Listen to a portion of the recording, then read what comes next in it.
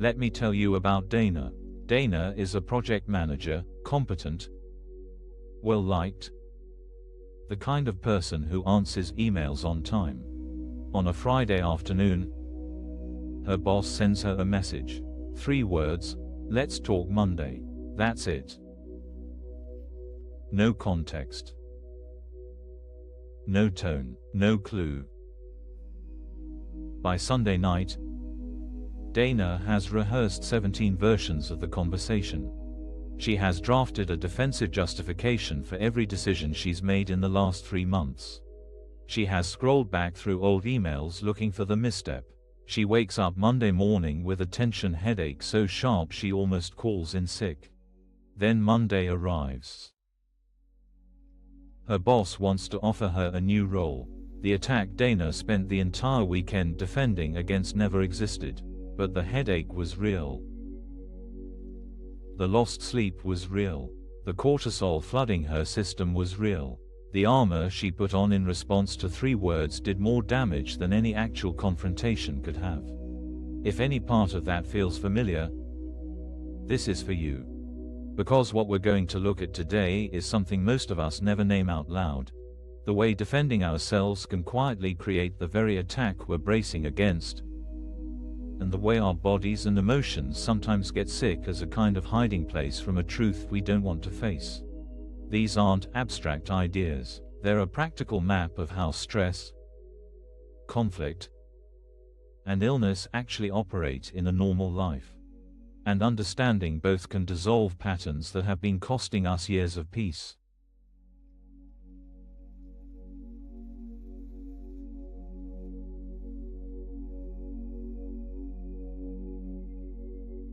Here's an image I want you to hold for a minute. Picture yourself wearing a full suit of armor, heavy, clanking, uncomfortable, inside your own house. Nobody is attacking you. The doors are locked. The dog is asleep, but you've got the helmet on, the chest plate strapped tight, the gauntlets, the whole thing.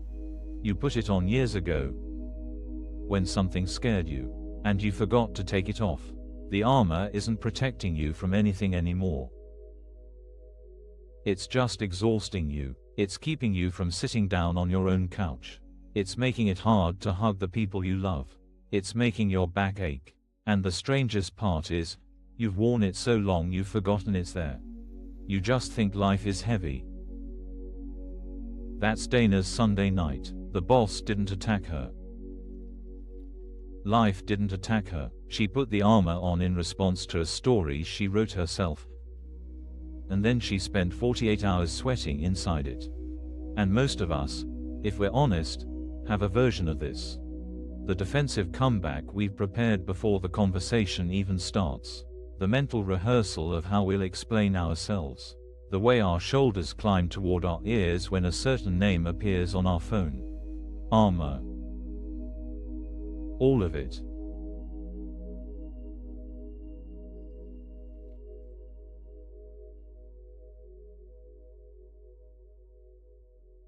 Here's the first thing worth understanding clearly. When we go into defense, our nervous system doesn't ask why. It just notices the posture. Shoulders up. Breath shallow. Jaw set. Mind scanning for threats. And the nervous system concludes, reasonably, we must be under attack. So it floods the body with stress hormones. It narrows our thinking. It makes us reactive, suspicious, quick to interpret a neutral email as a coming confrontation. And now, here's the loop. We are under attack. Not from the boss. From the inside. From our own biology, which trusted that the armor meant danger was real. This is why Dana woke up with a headache. Her body believed her. Her body had no way to know the threat was imaginary. It only knew she'd been bracing for impact for 2 days straight. And bracing for impact has a cost. The defense didn't protect her from the attack. The defense was the attack. Let that one sit for a second. Because once you see it, you start seeing it everywhere. The argument you rehearsed that made you snap at your partner before they'd said anything. The interview you over-prepared for until you walked in too tense to be yourself. The friendship you guarded so carefully it slowly suffocated. Every piece of armor we put on signals to us, internally, that we are in a war. And then we live as if we are.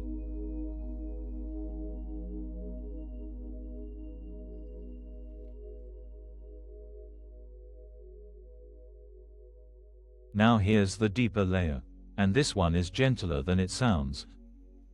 So stay with me. Sometimes the body doesn't just react to our defensiveness. Sometimes it volunteers. Sometimes a headache, a wave of exhaustion, a tight chest, a sudden flu before a difficult week. These aren't random. They're the mind quietly pulling a fire alarm, calling a timeout from something it doesn't want to look at. This isn't weakness. It isn't being dramatic. It isn't even fully conscious. It's the mind being clever in its own way. If I'm sick, I don't have to have the conversation. If I'm overwhelmed, I don't have to face the question underneath the overwhelm. If my body is the problem, I don't have to look at the thought that actually scares me. Dana's headache wasn't only stress. It was also a small, half-hidden offer. Maybe you don't have to go in tomorrow. Maybe you can stay home. Maybe you can avoid whatever this is. We've all done some version of this. The cold that arrives the night before the big decision. The exhaustion that descends right when we should be having a hard conversation. The vague ache that gives us permission to cancel. The body becomes a refuge from a truth the mind isn't ready to meet. And I want to be careful here. This isn't about blaming yourself for being sick. Real illness is real.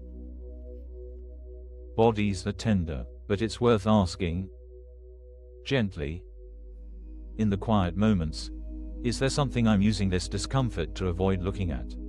Not as an accusation, as a curiosity.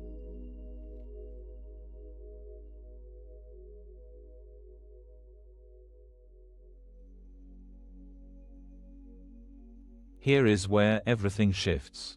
Because once you see both layers, defense as self-attack, and sickness as hiding, you start to notice something extraordinary. When we stop defending, there is nothing left to be attacked by. When we stop hiding, there is nothing left to hide from. What remains is surprisingly quiet. Life doesn't get easier because the problems disappear. Dana still had a Monday meeting. Your difficult conversation is still on the calendar. The email is still in your inbox. But we stop being at war with ourselves over them. The internal civil war ends. And it turns out, most of the suffering was never the situation, it was the armor. Imagine Dana hearing this on Sunday night. Imagine her noticing the 17th rehearsal and thinking, wait, I am defending against a conversation that hasn't happened.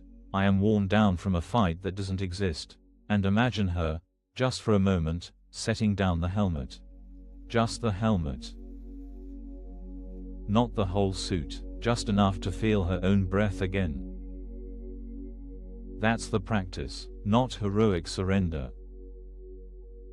Not enlightenment, just one piece of armor, set down quietly, in the privacy of your own evening.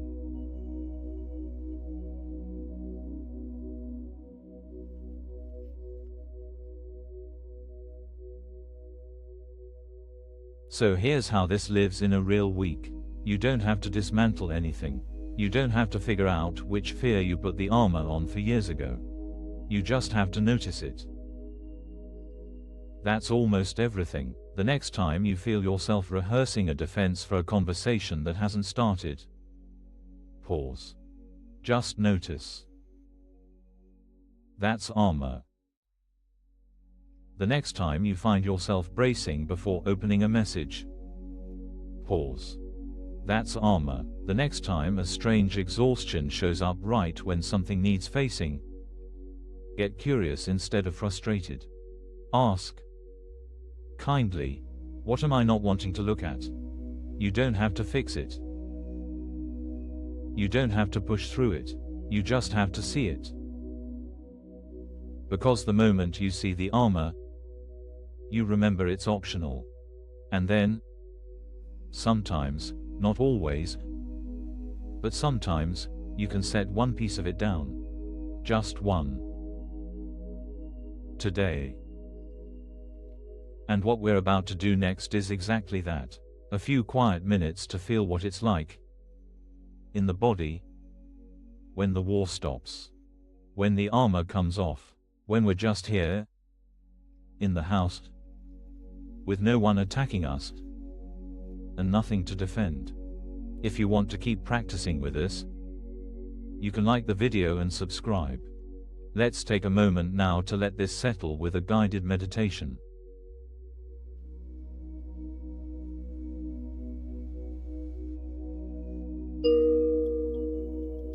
Let's take a few minutes together. Find a way to sit or lie down that lets your body feel held. Let your hands rest. Let your jaw soften. Take one breath in, and let it out slowly. Another. A little deeper. A little slower. Notice where you are right now. Not where you were 10 minutes ago, not where you have to be later. Just here, and as you breathe, see if you can feel where you're holding. The shoulders. The chest. The small place behind the eyes. The grip in the belly. That's the armor. You don't have to take it off. Just notice it's there. Feel its weight. Gently. Without judgment. And as you breathe out, see if one small part of it can soften. Not all of it. Just one part. Maybe the shoulders. Maybe the jaw.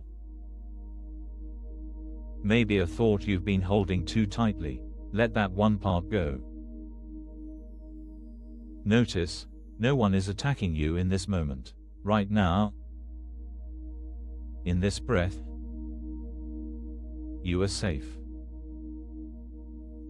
The room is quiet. Nothing is asking anything of you. There is nothing to defend. There is nothing to hide from. Breathe into that. Feel what it's like to be here without the war, even for one breath. Even for half a breath. This is what was underneath all along. This quiet. This space, this ordinary, gentle aliveness. You don't have to earn it. You don't have to protect it.